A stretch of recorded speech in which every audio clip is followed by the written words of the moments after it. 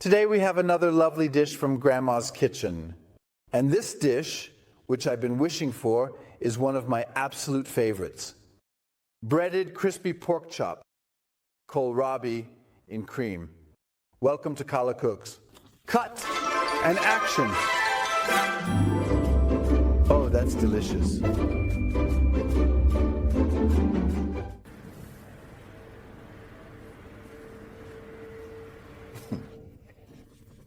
Carmen, what were you looking for with your camera? Our side dishes. No, probably our ingredients. Look here. This is a dry-aged pork chop, just like they used to make with a really nice fat edge. And here for me, the very best, fillet. So if you think about it, this is a T-bone steak from the pig. And of course, we want to prepare the kohlrabi in a sauna style. And the chops need to be breaded. Flour, breadcrumbs, and a bit of egg with milk, onion, salt, and pepper. That was it. To keep the board nice and clean and always tidy, let's start with what we need first. And that's onion for the kohlrabi. The kohlrabi takes longer than the chops. Just chop it up finely. The onions are chopped. Let's put our nice little piece of butter in the pan. And now we can go ahead and add our onions. And the onions should just melt in the pan. Just let it melt a bit. We can season this whole thing. Salt and pepper. And we'll just let this simmer away on low heat.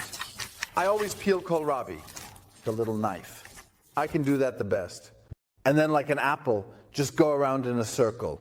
I once saw someone do that with a vegetable peeler. I really don't understand it because it's really not a big deal.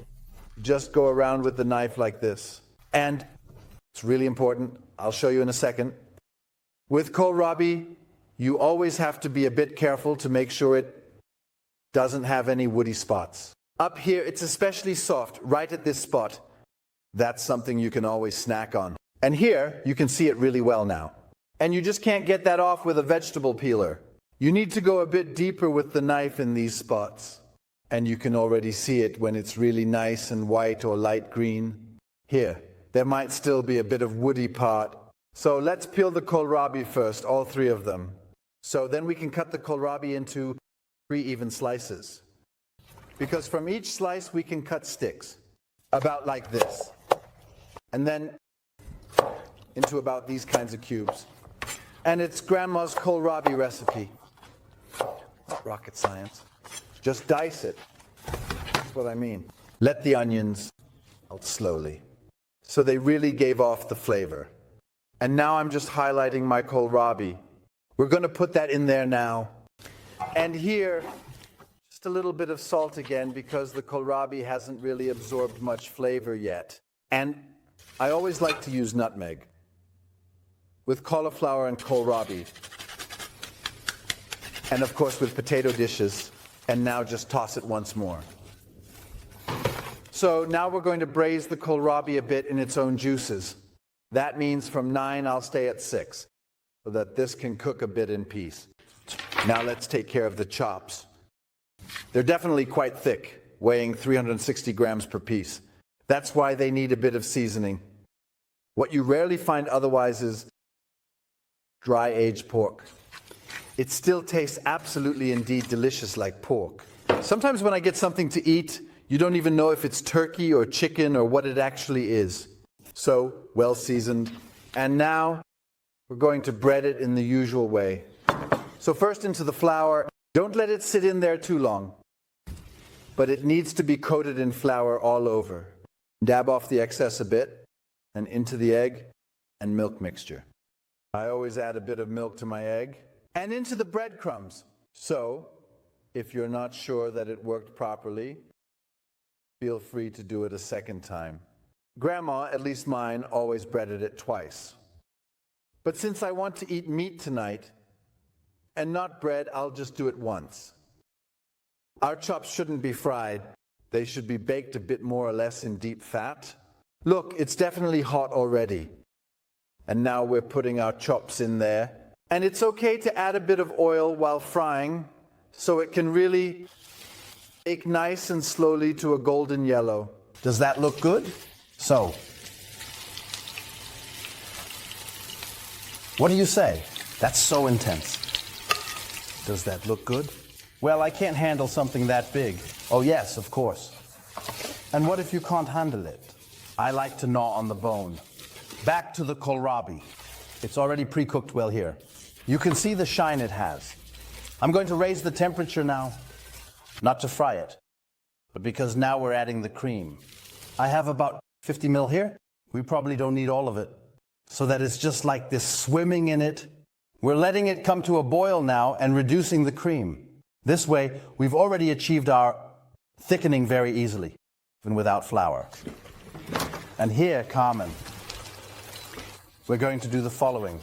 Now we're taking our oil and pouring it over like this, just like with the Wiener Schnitzel. To keep baking it nicely, from the top a bit more, take a look at it. Low flame, frying very slowly. That's how it should be. Look here. When these little bubbles are bubbling all over in the cream, then the thickening is perfect. You don't need more than that. Turn the temperature down to 1, keep it warm, and wait for the chop to be ready. So, Carmen, what do you think of our kohlrabi vegetables? Very tasty. Doesn't that look good? And the cream has thickened nicely, has given it a bit of shine and smoothness. Let it drain a bit. So, we're doing what we've done so many times before. Now listen closely.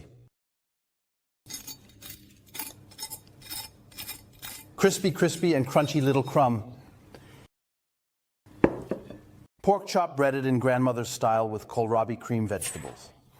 Here on the outside is this beautiful layer of fat, you remember? And I want to show you the meat from the inside. That's why I'm making a big cut.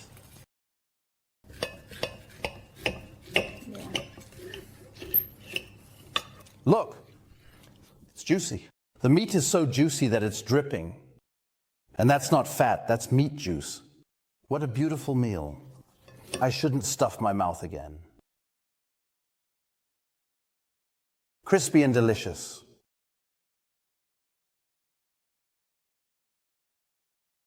And the meat, it's not tough at all. It's tender. It's juicy. Kohlrabi.